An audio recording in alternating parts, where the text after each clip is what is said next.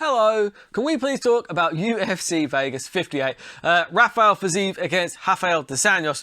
That's going to be a hell of a fight. What a brilliant main event. I've been looking forward to that fight for quite a while, ever since it was been postponed once before. But they're finally going to lock horns this Saturday. And there are a couple of intriguing fights on that fight card. So if you're new to this, basically what I do is I go down the fight card, I do a bit of research into a few fights, like 3 fights on this one that I have picked out that I think are going to be fun fights and that I've just enjoyed researching. So basically, I take a look at both fighters, break down their strengths, their weaknesses, and then I make a pick. And I put a bet down that is often terrible. But the research is there. You can use that research to make your own assessments and put your own bets down. Because I just love watching fights. That's what I love doing it. I just love watching fights. It's just one of my favourite things to do. So what I do is I watch the fights, I do some research, and then I bring that research to you guys so that you can make some informed picks. And honestly, it just makes me enjoy the event a little bit more when I know the fighters a little bit. You know, you're looking at there's just a bit more intrigue there. So if that all sounds good, stay with me for the Burt Locker Fights in 15 for UFC Vegas 58.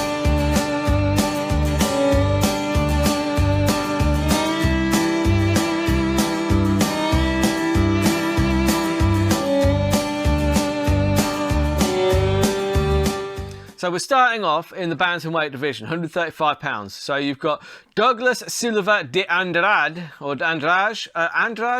He's a Brazilian, so I imagine that's Andrade. So Douglas Silva de Andrade versus Said Nurmagomedov. No relation to Khabib, I might add. No relation.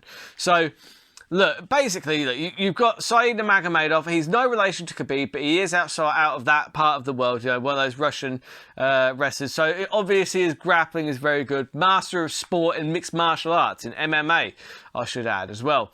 Now, from what we've seen of Said, he tends to come out very fast. He comes out swinging. I like that. He's very good on the feet. He throws a lot of spinning attacks. And I think the reason for that is he's not concerned with the takedown because his submissions are very, very good.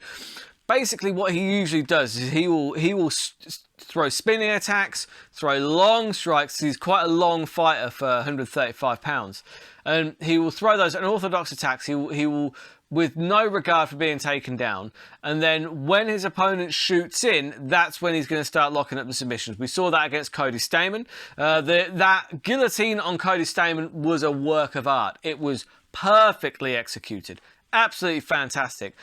Like, Nurmagomedov is dangerous. Like I said, no relation to Khabib, but he is very dangerous. Very long for that weight class as well. And he uses the length very, very well, especially on the feet.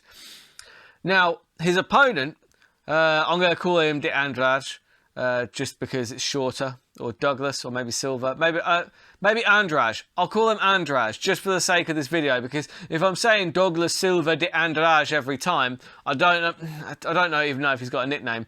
Let's say Andrade. So, Andrade, he's a beast, man. He is real. He's got so much power in his hands. You go back and watch some of his fights. He's got a very, very tight guard, very tight style, which I like. He's mostly kind of like, he prefers boxing. He does throw some kicks. He likes throwing out that stomping kick to the knee, the one that fighters hate so much, because let's be fair, it can be a fight ender. I understand and appreciate why they hate it, but hell of it's a legal technique, and it's one that he uses very well. You saw him use it against Perillo right before he knocked him into mid-fucking-air. Go and watch, like, Andrade versus Perillo. He knocks the dude into mid-air. Clocks him so hard, he flies into mid-air like a fucking video game. I liked it. I like Andrade. He's got 20 out of, like, 24 wins by knockout, so far as I can. Let's have a look. How many wins has he got? 28 wins, so he's 28-4. Yeah, so sorry, referring to my database here. And 20 of those wins, 20 of those 28 wins are by way of knockout. That's mental. He's got so much power, and he's fast as well. And the thing that if Said tends to like to stand with his opponents until they shoot in, I don't think Andrade is going to be shooting in because he loves to stand. I think this one stays on the feet. And if it stays on the feet, like Nurmagomedov, he's not immune Do you know what I mean? Nobody's immune to that kind of power. I'd say the power advantage is definitely going to be in the hands of Andrade. I think that's fair to say. And don't get me wrong, Saeed Nurmagomedov is a very, very good fighter. If he's smart, he'll probably be slick enough to take this to the ground and lock up a submission. Because, Andrade, he has skills on the ground, obviously. They all do. But I don't think he's accredited. And obviously, Nurmagomedov, we've seen him just lock up so many submissions. I would think that Nurmagomedov actually does have an advantage on the ground. I don't think it's going to the ground. I think they stand. And I think if they stand, you've got Andrade coming in with all that power. Look, if he lands on Nurmagomedov, Nurmagomedov's going to sleep. And that's what I'm rolling the dice on here. Look, take those, take the research that I've done into these fighters, and honestly, like 50% of the time, Nurmagomedov will win by decision if he wins. And of the 50% finishes, it is 50-50 on whether it's a knockout or a submission. So make of that whatever you will. The safer bet here is likely Nurmagomedov by decision. That is the safe bet. The safe bet is I'm not interested. I'm not interested in a safe bet. So I'm going to take Andrade by knockout, because you're getting 7-1 on a man who has got 20 fucking knockouts on his record. You don't have 20 knockouts by accident. I'm putting that on the bet slip. Boom. Terrible bet. Now, the next fight I'm going to be breaking down is going to be in the 155-pound division. Mr. Michael Johnson taking on Jamie Mullarkey. This is going to be a really good fight. This one is exclusive to my Patreon, so head on over to the Burt Locker on Patreon if you would like to see this breakdown. So then we move on to the main event. Now, this fight I've been looking forward to for a bloody long time. Rafael dos Anjos against Rafael Fiziev, or Rafael Fiziev. I called him Fiziev, but I got the pronunciation all right. It's Fiziev, apparently. So anyway, when you're looking at these guys, look, Rafael dos Anjos has been around for a long fucking time. But the tail of the tape is more or less the same. They're both 5'8". They both got, dos Anjos has got 70-inch reach. Fiziev's got the 71-inch reach. But for me, Fiziev on the feet is class. He is world class. He's better than world class. He's so good on the feet. It's just how he goes for, like, the low kicks, the very low kicks to the calf are a real problem, because he throws everything with so much power. His leg kicks are just disgusting, and he couples that with so much power in his hands. He throws everything with power. Even when he doesn't throw it hard, it lands with power if it lands.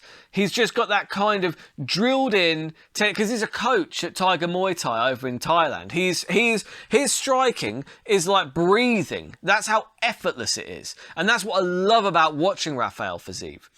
Now, dos Anjos, the key for me here is that he is a fucking long-standing fighter with high IQ. His fight IQ is phenomenal. He knows where people's strengths are, and he knows where his strengths are, and he knows where he needs to take the fight. Look, he's fought dangerous strikers before. Don't forget, he knocked out Benson Henderson. Do you know what I mean? Benson Henderson is a dangerous striker in his own right. I don't think Benson Henderson is nearly as sharp as Rafael Fiziev. I think on the feet, Rafael Fiziev might be as sharp as it gets, honestly. He's that good on the feet. But this is mixed martial arts. This is not kickboxing. When we saw dos Anjos fighting Anthony Pettis for the title, Pettis is obviously a dangerous striker himself with good wrestling. The thing that stands out for me is look at how easily he was able to take Pettis down. He took Pettis down and he beat the fuck out of him, because dos Anjos knew where the path of least resistance was. Dos Anjos is very good at finding that path of least resistance. Even when you saw him against Paul Felder fairly recently, he was able to just like hang with him on the feet, take him down. He's so versatile. He can attack in every facet of MMA, whereas Fiziev, you know what he's going to try and do. He will try and keep it standing. I'm a huge fan of Rafael Fiziev. I hope Rafael Fiziev wins this, because honestly, I think that dos Anjos is closer to the end of his career than the start. No disrespect, but I think that's probably fair to say. And I'm I kind of want to see what Rafael Fiziev can do. But he's got a real tough test in front of him this weekend. He really does. Now, Fiziev is coming in as quite a heavy favourite here. But I think people are, maybe even the bookmakers, are forgetting just how good Rafael dos Anjos is. Because like I said, he's a former champion, right?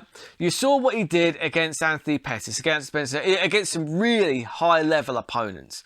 Really high-level strikers as well. But he can take the fight to the ground if he needs to. He can stand and strike if he needs to. His body kicks are fantastic. I don't think he's going to stand and trade kicks with Fiziev, honestly. I think he's going to stand for long enough just so that he can shoot in, power double and get that takedown. And this is where we're going to see how good Fiziev's takedown defense is. For me, you're getting some really good value on Rafael dos Anjos, because dos Anjos is not just a Brazilian Jiu-Jitsu black belt. When he gets the fight to the ground, he's not just a Brazilian Jiu-Jitsu black belt. He is a former World Jiu-Jitsu champion, 2003, right? Dos Anjos has 10 submissions on his record, right? So he's not just like, he hasn't just got the credentials, he uses them in mixed martial arts as well. You saw that against Kevin Lee. Kevin Lee got him in a head and arm choke. Brilliant. I think that's what we see here. I think that, honestly, there's a good chance that Rafael dos Anjos is very good at getting the fight to the ground. Uncharacteristic for a lot of Brazilian Jiu-Jitsu guys is dos Anjos can actually take fights to the floor where he can have a real advantage. He will have a huge advantage over Fiziev on the floor. As big an advantage as Fiziev has on the feet, because that is a huge advantage, I'm not going to lie, I think that dos Anjos also has a great advantage on the floor. And we will see how good Fiziev is grappling. Now, a part of me wants to just see Fiziev just knock dos Anjos out. Not that I wish him ill or anything like that. I just feel like he's the next phase of this division. But I honestly think that I've just got a feeling that dos Anjos is going to spoil the party here. I think that dos Anjos is going to get those takedowns, and when he's on the floor, he's going to have such a huge advantage. He could find that submission. You're getting +7, 6-1 on the submission, which is just crazy considering the credentials that Rafael dos Anjos has. And if it goes to the floor, I feel like he's going to have an easy-ish time there. I've not seen Fiziev on the floor because he's a kickboxer. But generally, kickboxers don't react too well when you grab and throw them on the floor and start pulling on their arms. It's just generally, that's a generalization, but it's a fairly true generalization. I'm looking forward to this fight. Whichever way it goes, I'm going to be really happy. But I'm betting on dos Anjos by submission. Getting +7, 6-1 on that. So what I'm going to do is put all these 3 bets together onto one bet slip. It's my MMA scratch card, except when you scratch it off, you get to see fighters fighting, people punching, people submitting, all that good stuff. So I am taking Andrade by knockout. I am taking Michael Johnson by knockout, and I am taking Rafael dos Anjos, RDA, to get one more in the win column, one more submission. And you put that all together, you're getting 280-1. It's worth a quid. That's my MMA scratch card of the week. Who are you betting on, guys? I want to know. Look, let me know in the comments. It really helps. If you enjoyed the video, please let me know what you enjoyed about it, or just hit like, share, subscribe, all that good stuff. If you didn't like the video, let me know in the comments. What can I do to make it better? Just let me know. It all helps, guys. But most importantly, let me know who you're betting on, because I'm really interested to know. I like seeing who people like in certain fights. It often reveals fighters to me that I was previously unaware of, because that's what it's about. There are so many great fighters out there, and it's a treat to watch them every time. So enjoy the fights, and until next time, keep those odds long and those bets terrible.